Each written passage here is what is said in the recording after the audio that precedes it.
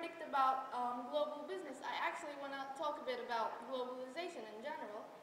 Globalization is widely considered a recent phenomenon, but to fully understand it, we might need to look back a bit further, as far as even 15th century, the rise of mercantilism, ships sailing to the mysterious Orient, discoveries, new trade routes, new resources, opportunities, humanity coming together closer than ever. Magnificent, isn't it? But exciting it seems, globalization hasn't made all of us quite better off, actually.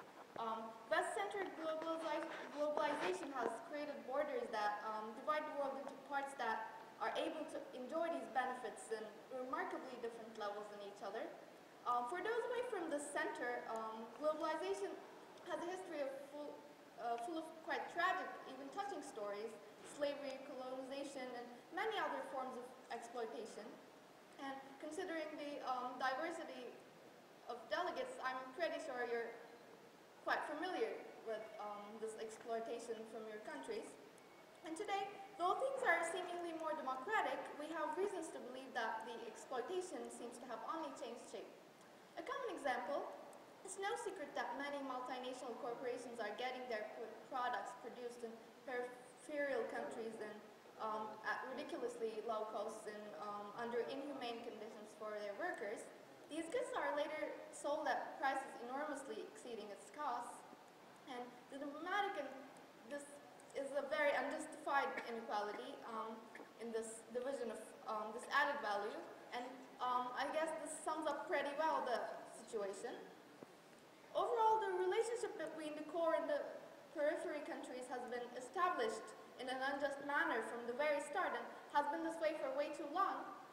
In a way, the center has a very long outstanding great debt to the outer circles or periphery.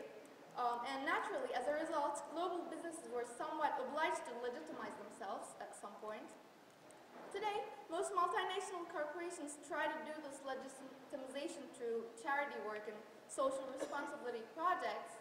You know, just look around. We are all here discussing these issues thanks to the financial support of our sponsors, which I appreciate a lot of, obviously. But social responsibility is, important and necessary. But still, these actions rarely go beyond, being examples of superficial window dressing, since they're almost never actually targeted at even slightly altering this unjust, deformed relationship.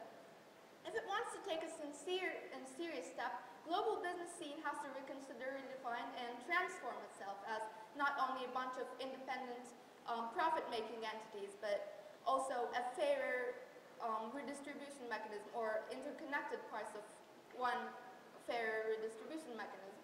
And other than an essential responsibility, this is a necessary step for their own basic existential sustainability as well.